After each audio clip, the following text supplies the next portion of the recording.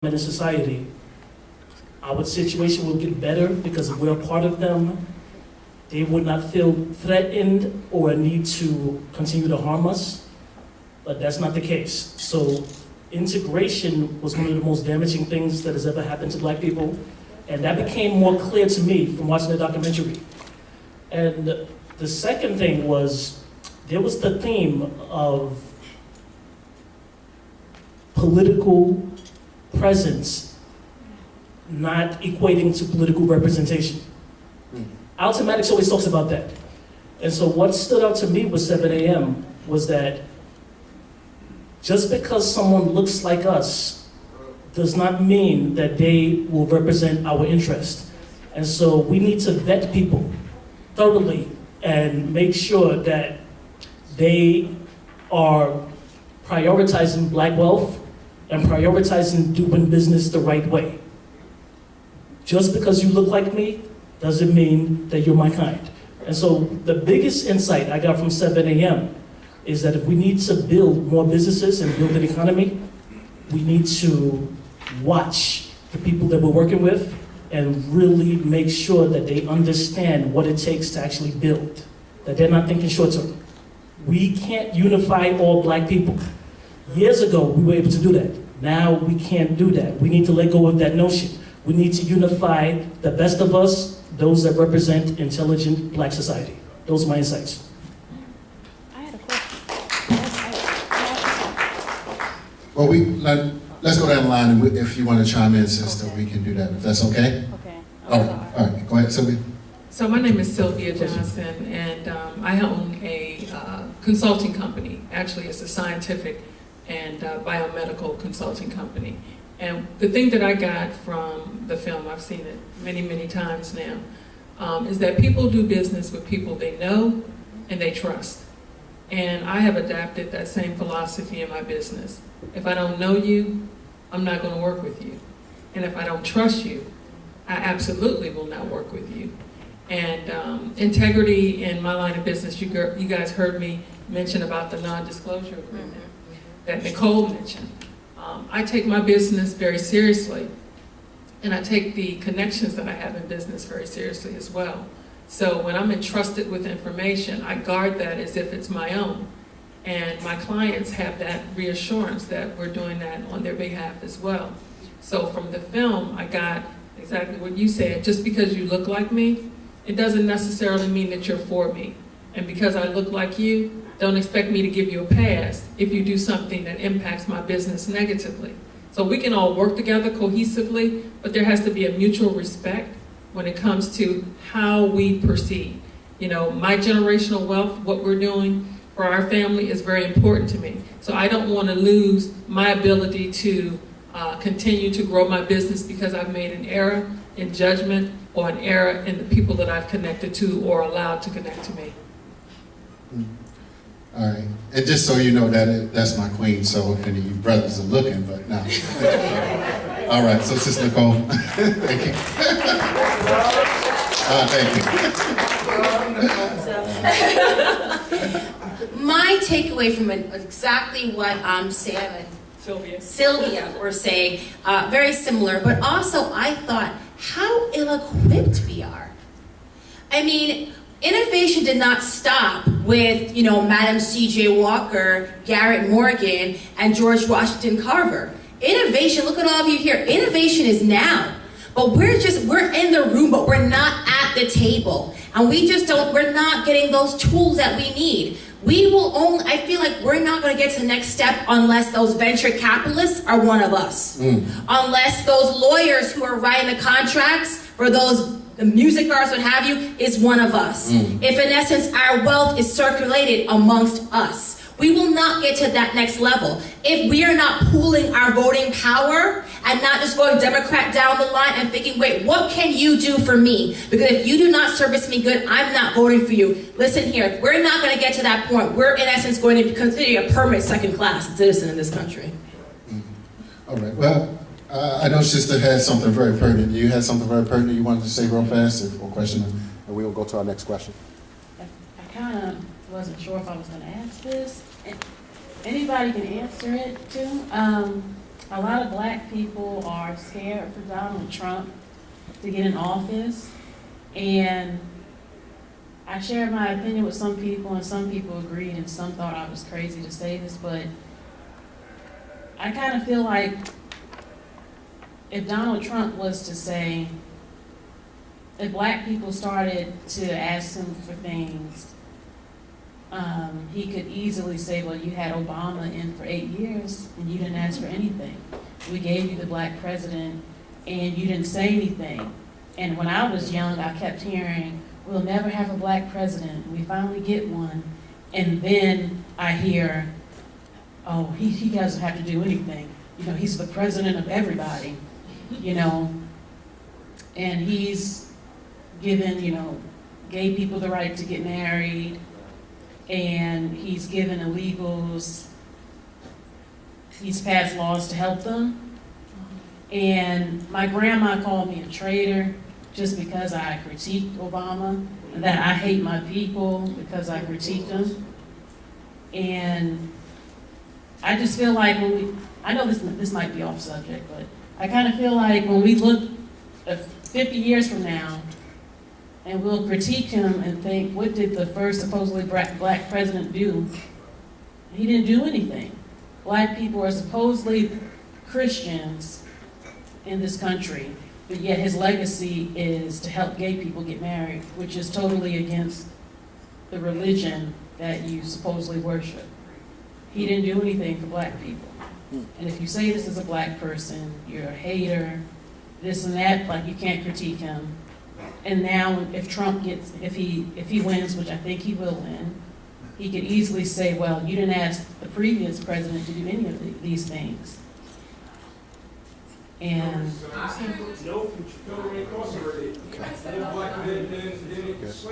that your question? There's no difference between the two. what else can I say? Brother Hakeem, Okay. I'd like to field that question. Yeah, I want to add on to it as well, right? Go ahead, brother. Okay, Go ahead.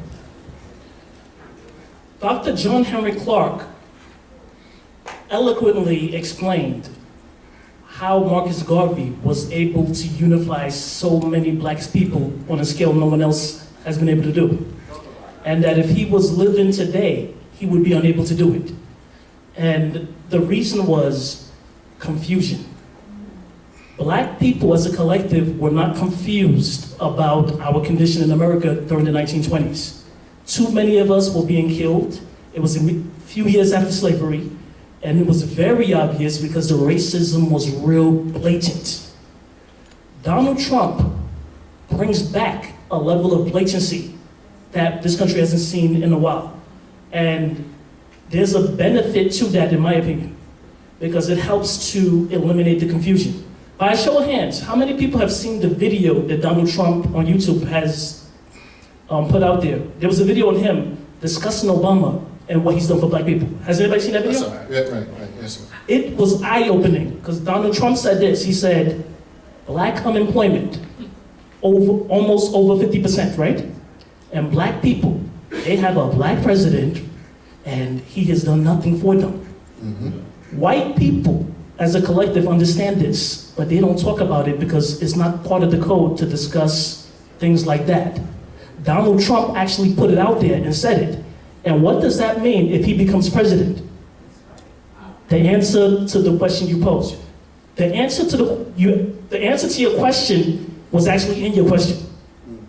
If he becomes president and black people come to him trying to make demands, he's going to throw that back in our face and say, if you didn't make demands on him, you can't make no demands on me. And guess what? Donald J. Trump was right. Yes. Well, I want to add to that, sister, and, you know, again, not to plug this book, but I have to encourage people to get this, as well as Dr. Claude Anderson's first book, Black Label, White Wealth.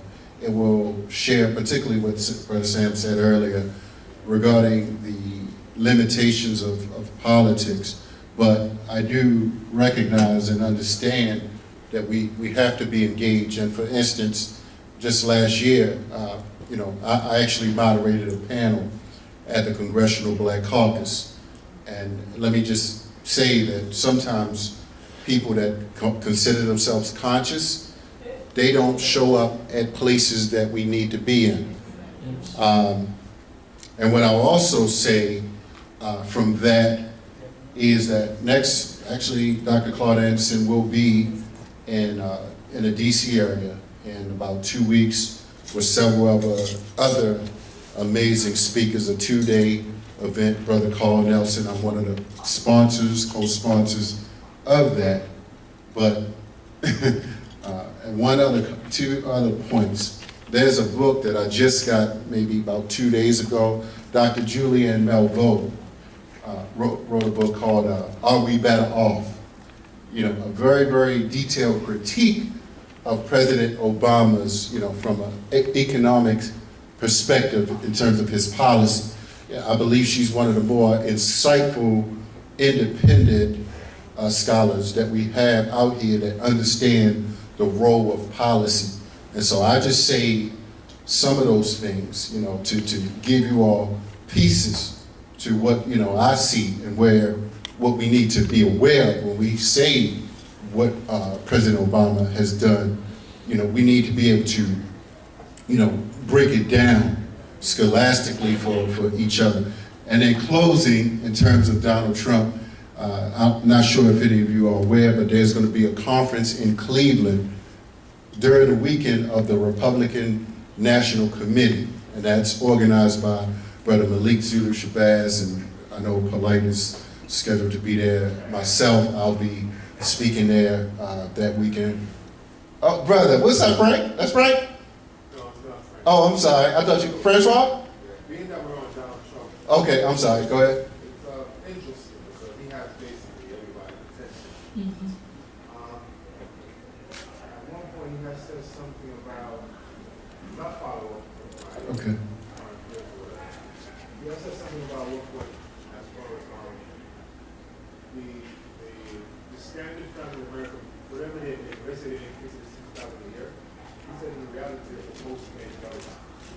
So what is your take on as far as him making that space where he can make more, where he can show citizens the way to double their income? What do you think about that? Well, I guess in other words, are the jobs coming back is what some people would say. When are the so-called jobs coming back, or if they're coming back? Let me speak from a business perspective, and we do work internationally. And so a lot of my clients are mid-sized pharmaceutical companies, and they enjoy the fact that they can have their dollars go a long way by employing people who don't look like us in other countries. And those folks are very happy to have those jobs for those wages. For what they may pay someone in the States, $18 an hour, they can pay someone in China $2.25 or $2.30 and be able to make their money go a long way and employ many, many people. So that's one aspect. As a business owner, under the Obama administration, we've enjoyed several opportunities. We've enjoyed certain certifications that provided set-aside contracting opportunities for us. We've been able to somewhat have a foothold in areas that we probably would not have experienced previously. But I will say on the flip side of that, as a small business owner, some of the things that were put in place, the healthcare initiative, as a small business, it's very difficult for us to be able to provide healthcare to employees. So there are different things. I mean, when you guys say, what has he done? As a business owner, I can say on both sides, some things that have been done have been positive to help us be able to compete. But then on the other side, some things have been done that hurt us, you know, economically. So, you know, I don't worry about a Trump administration because my company is going to grow and thrive regardless who sits in the White House. That's right. And that's how you have to look at it. You know, nobody really has control over your business but you. If you want to climb, you know, to the highest heights, then you climb. If you want to go underground and go under a rock until Trump completes his administration, or Hillary, or whomever, 4 years. You know, I've heard people say if Trump gets in the White House, they're going to go to Canada. Guess what? You're not going to go to Canada because Canada is not going to accept you. Nobody's going to, you know, infiltrate, flood the gates of the borders of Canada because they don't want our problems. They do not want our problems. So, as logical people, as intelligent people, you deal with the situation as it is. So I don't really care, who's in the White House. Just very quickly, on a legal standpoint, that's a very good point. On a legal standpoint, we need to also keep in mind that the whole Obama administration thing is what they call an administration. He is not an army of one. This system is based upon checks and balances. And one thing that the Obama administration has brought to light is that we need to really pay close attention to who we're electing on the lower ends of the totem pole as much as the higher end. We don't actually elect the president. It's the electoral college that does that. But how many of us on our actual ballots know what judges we're voting for? Do you know what these judges' track records are? I've actually worked with quite a few of them, and if you knew what their track record was, you wouldn't just vote Democratic down the line. That's right. We need to educate ourselves when we're voting, because Obama can only do but so much if he has the backing. Even executive orders can be repelled if the Senate and Congress had a 2/3 vote to repel them.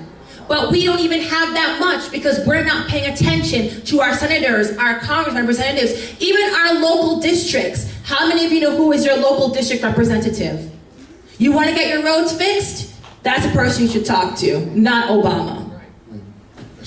All right, we're gonna come to the audience in 1 second, but we have a question for Nicole that came from the audience that's watching via. Oh. Okay, I was like, really? I bought it with my sinker too. All right, so what questions should every Black entrepreneur ask themselves before they invest substantial time and money in a business? Number one, who is your audience? Fortune 500 companies are probably not going to want your services, depending on what you're selling.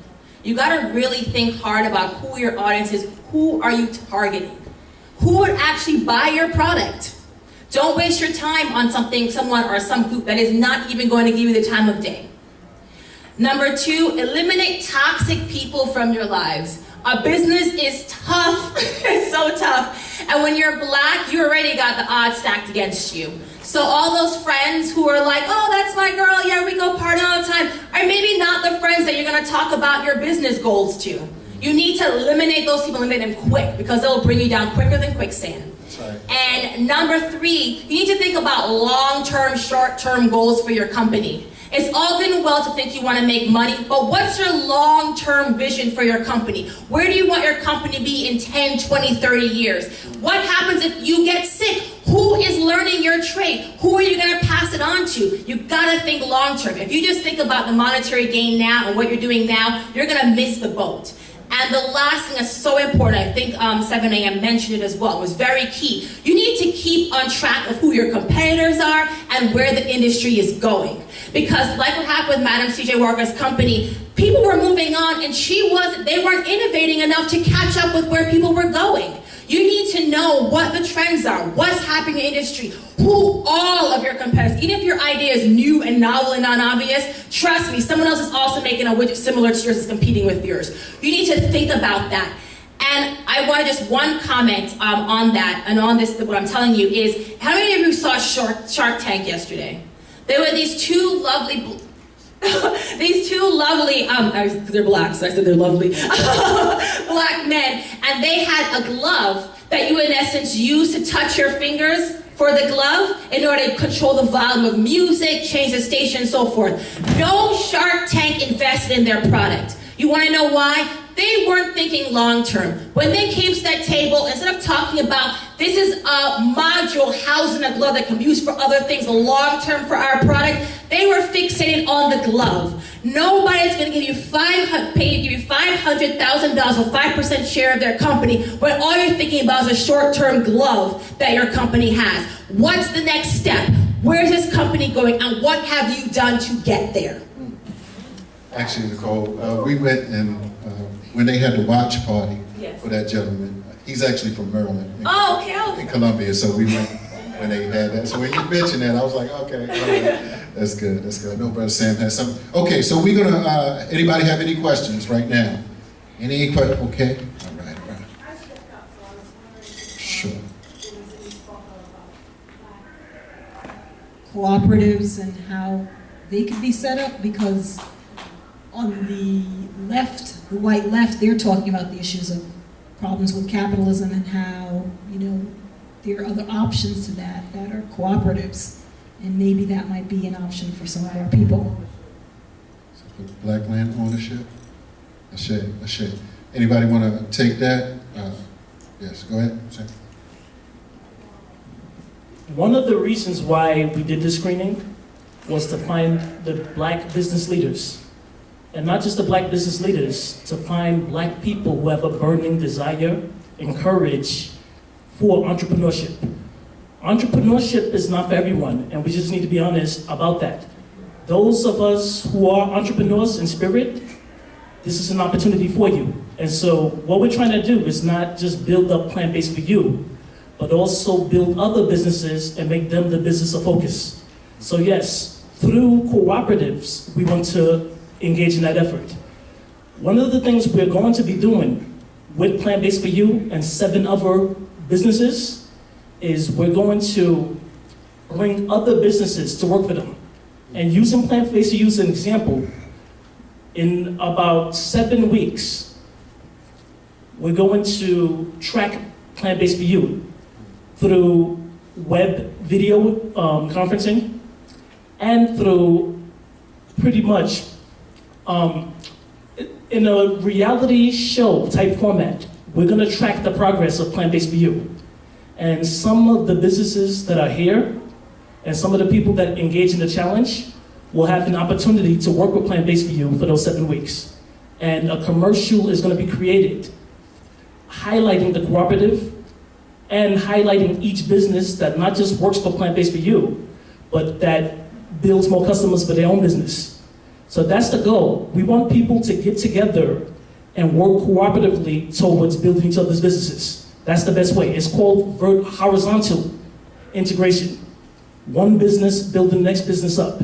But each business has to benefit from that. And each business has to have one key thing, which is a proof of concept. You need a proof of concept. You also need to engage in a feasibility analysis, because you don't want to invest. We have limited resources as black people. So it's important that the ideal that we have in mind, there's a customer base for it. You need to find the people who want your products and services, who need your products and services, and more importantly, who are willing to buy. Those are the 3 components each business needs. And before money's invested, you need evidence that there are people out there that are going to buy your products and services. And so through the cooperative, through Plant-Based for You, and 7 other businesses in the year 2016 and 17, we're going to work with them on that. We're going to work collaboratively towards helping them develop their concept plan, a proof of concept, through a cooperative. I hope that answers your question. Oh, and by the way, my public announcement, our brief commercial. For those who want to buy the 7 a.m. documentary, we have them outside. We have 2 versions. We have what you just saw, which is the theatrical, and we also have double DVDs. The double DVDs have the uncut interviews. It's actually slightly longer than 7 a.m. itself, and the information there is powerful. So you're highly recommended to buy the double if you haven't seen it. All right. So, yeah, so for the well, I'm a vegan. We're vegans. My sweetheart and I are vegans. Plant-Based for You, I actually gave them my business card, because what I do for larger corporations, I can do for them.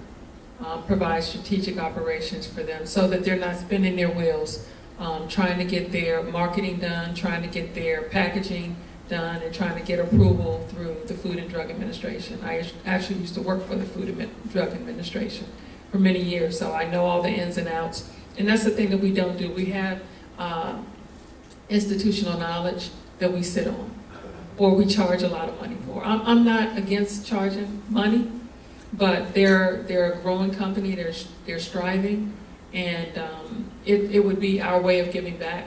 So if I could be of service to help them save some money and be able to navigate through the red tape of the regulatory system, then that's a service that we'll provide. So it's a well worth venture. All right. Thank you. We still have a few more minutes to ask any more questions. Anyone else had anything? Oh, one more gentleman right up here. All right, let me come over to you.